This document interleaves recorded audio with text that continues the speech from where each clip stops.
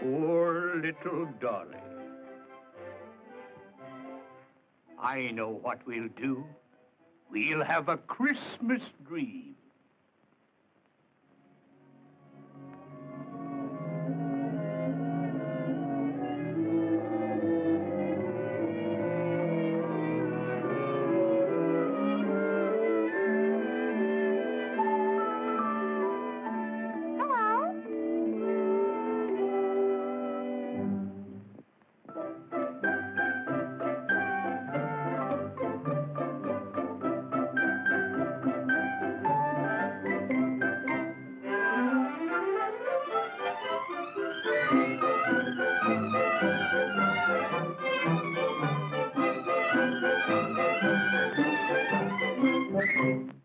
I'm still lots of fun, even though you have new Christmas toys.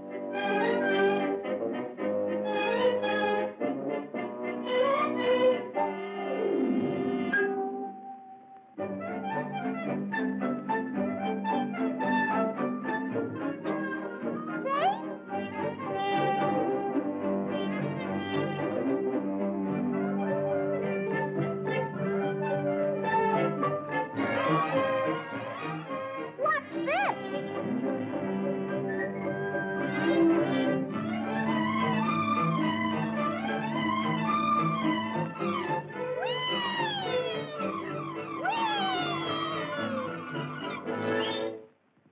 I can play the piano, too. Oh.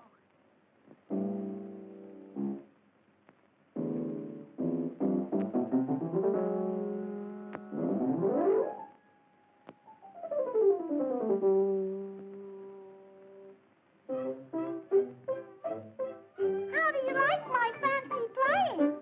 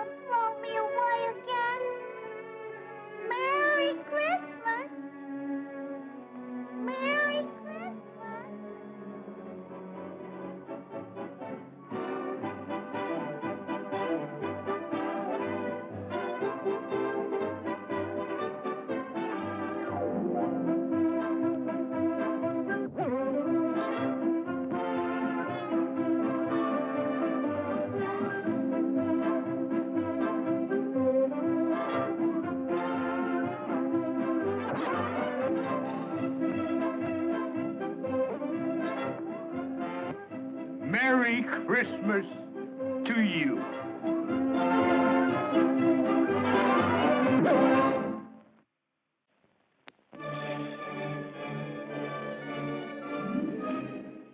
A Christmas Tree. This is a film made in Russia, 1959. Original music composed and conducted by Nikolsky. Published by Martin Gilbert. Once upon a Christmas in Moscow, Russia, there lived a little boy named Kolya. He always loved the Christmas season. It was the time of year when people were happy and trees were decorated with many beautiful ornaments. This year was different for Kolya. As he looked at all the pretty decorations on the Christmas tree, he thought of his father who worked as a weatherman in faraway Antarctica. Kolya knew that in the land at the bottom of the world there were no trees to decorate, nothing but ice and snow. If only there was some way Daddy could have a Christmas tree. Why, Christmas just isn't Christmas without a tree and all the ornaments. Yes, if only there was a way Kolya could be sure his daddy would have a tree for Christmas. If only there was a way, if only.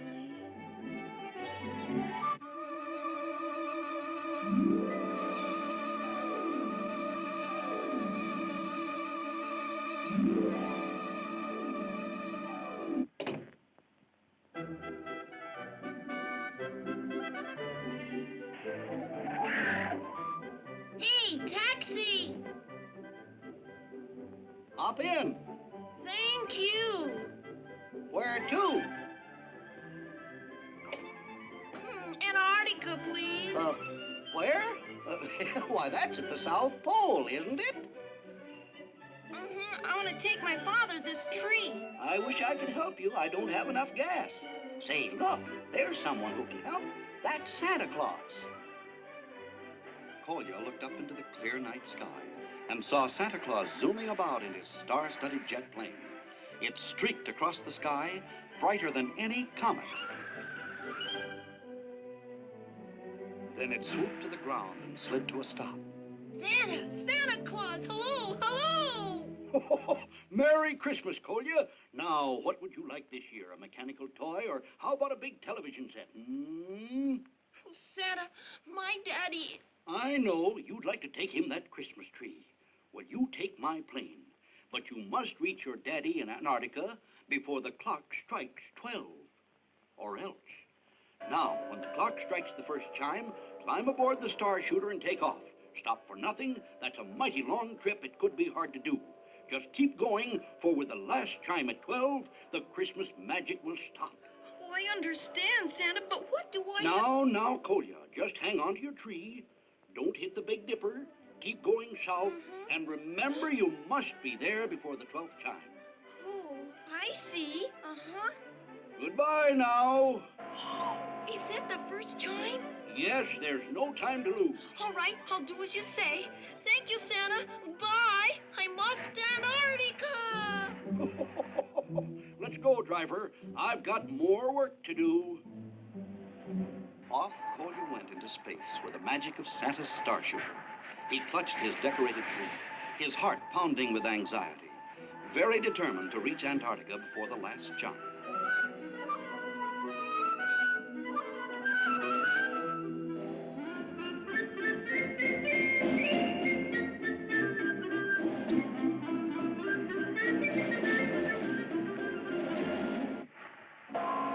Second chime, and Kolya was approaching Italy. I can hardly believe it. It's beautiful. The sky lit up with magnificent fireworks in celebration of the Yuletide season. There was so much to see. And then Kolya grew very warm. Phew, we must be going over Africa. It's a long way down. And as Kolya looked below, a horrifying sight caught his eyes. A sandstorm swirled angrily from the ground. The fierce wind whipped round and round. Higher and higher went the wind.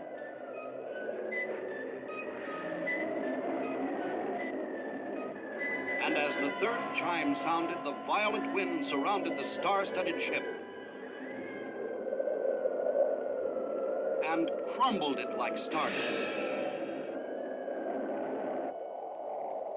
Kolya clung to his Christmas tree with all his might.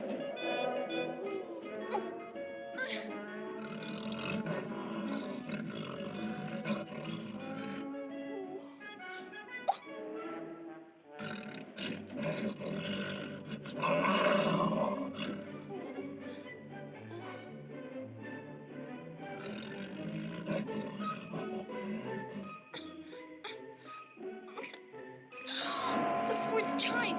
What can I do? I've got to get there. I must.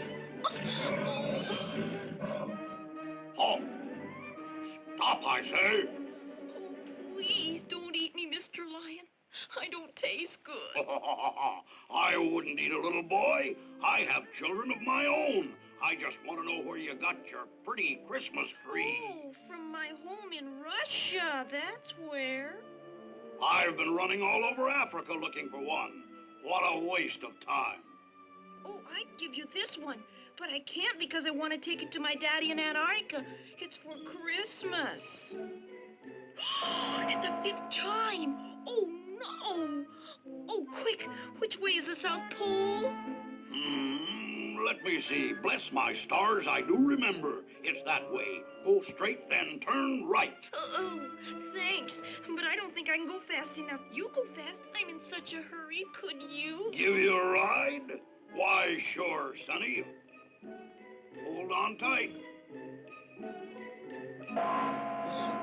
It's the sixth. Please hurry.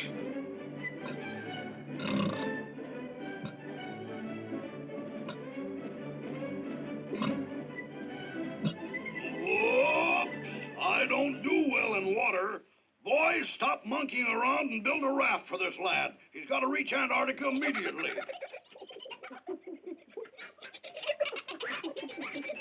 That's service, lad. The raft ought to float you to Antarctica. Wonderful. Thanks, everyone. Still clutching his tree as the seventh chime sounded, Kolya stood bravely on his raft. When a huge wave swelled, his raft fell apart. Then his feet touched something strange. Now, how in the salty seas did such a little boy get way out here? Oh, I'm on my way to Antarctica. Can you hear me? Oh, Mr. Whale, could you help me get to Antarctica, Mr. Whale? Oh.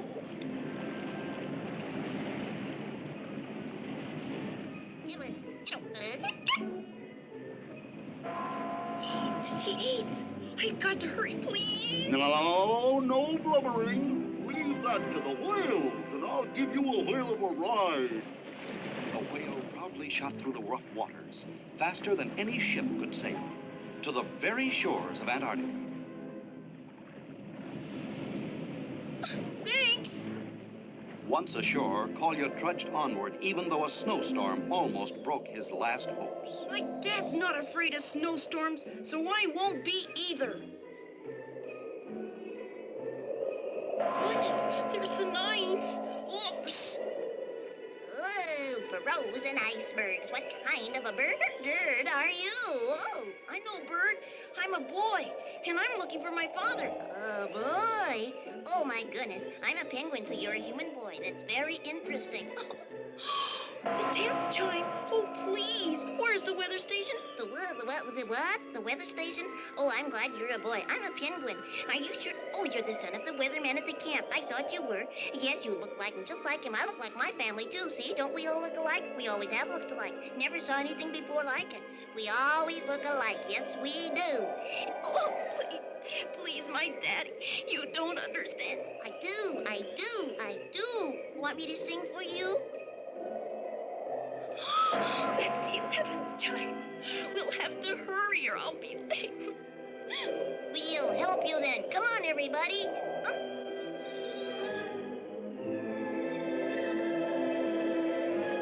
Oops.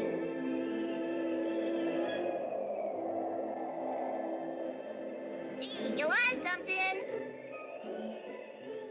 Oh, we're too late. Oh, there it is. Too late. Kolya was frozen with disappointment. He couldn't go any further. Oh, Kolya. Here's a cable for you from Antarctica. Oh, Antarctica? Oh, thank you. Thank you. It's from Daddy. Mother, a cable from Daddy. Oh, Mother, look. Read it. Received a big Christmas tree by plane today. Merry Christmas, love, Daddy. Oh, Daddy did get his Christmas tree. He did. Hooray! That's fine. Merry Christmas. And a Happy New Year, too.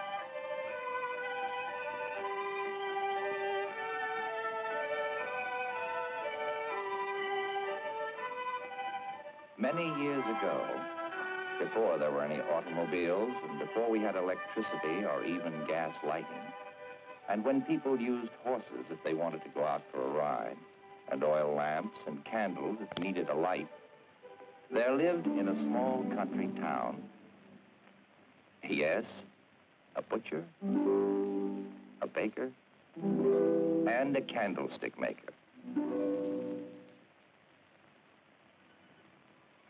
With just over a week to go before Christmas, the townspeople were busy indeed. And none more so than the candle maker and his young son, Tom.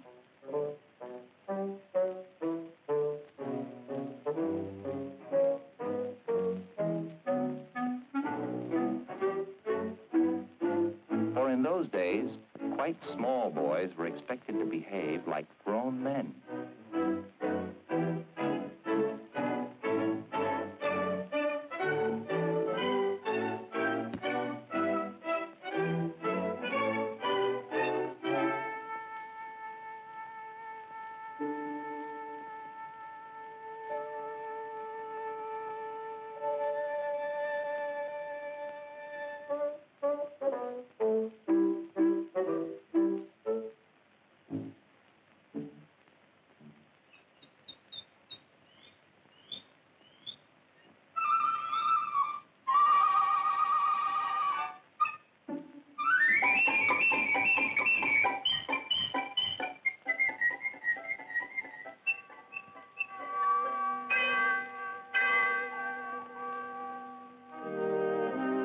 For years now, every Saturday at 4 o'clock, the candle maker had been making the journey from his shop to the church across the square.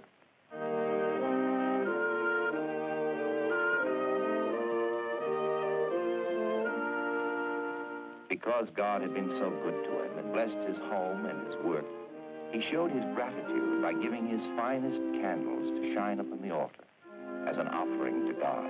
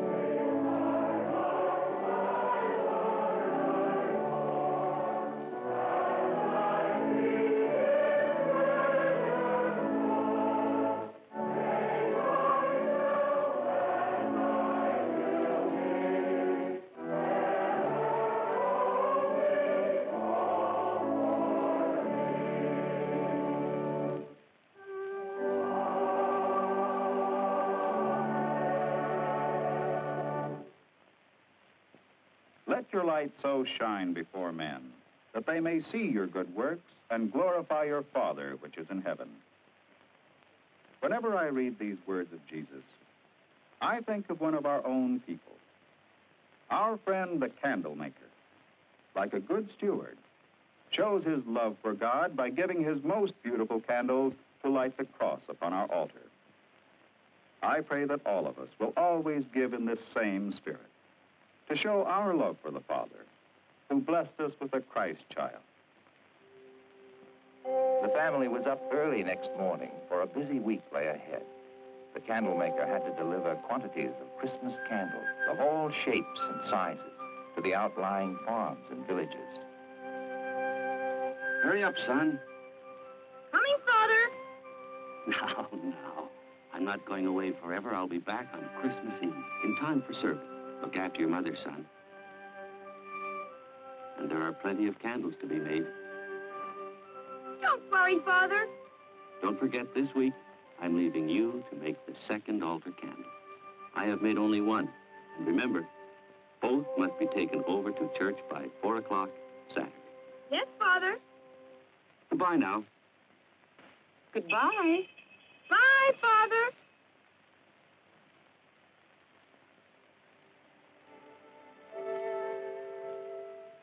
With his father away and his mother extra busy getting ready for Christmas, young Tom was in charge of the workshop, with the task of turning out many candles a day. And then there was the altar candle for the Christmas Eve service on Saturday.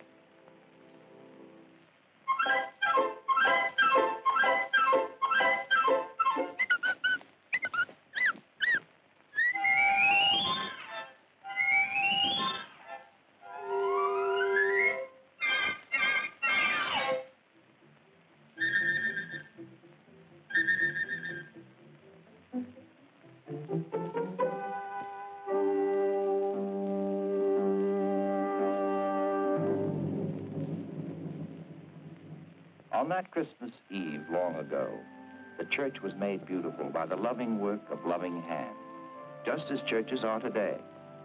Then, as now, there was a manger where boys and girls would bring the white Christmas offering for the children's home.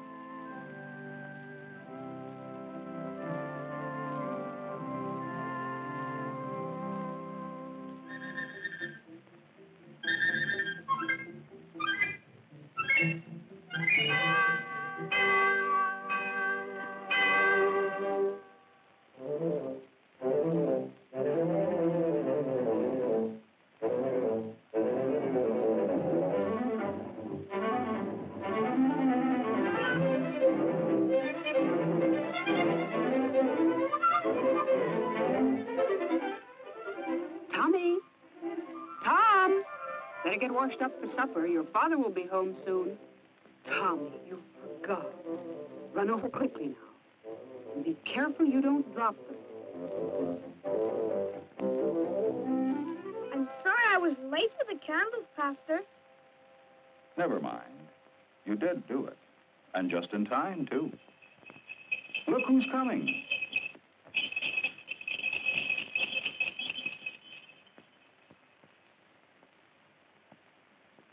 Well, son, did you make the church candle? Yes, Father.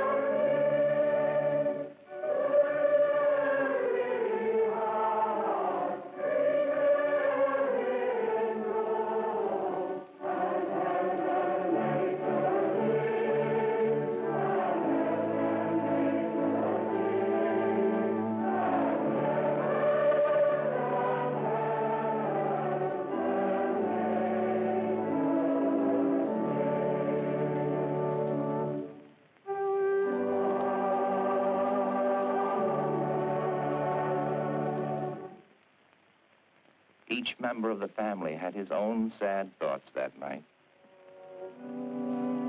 To think that a son of mine should make such a candle, a worthless candle that won't shine, and after all these years.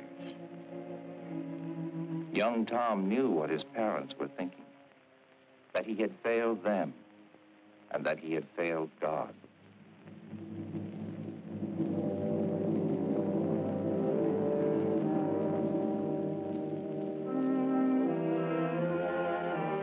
Oh, Squeaky, I'm in such trouble. I have to make the candle all over. I wish I could be made over as easily as candle. Won't be easy. Jesus will help.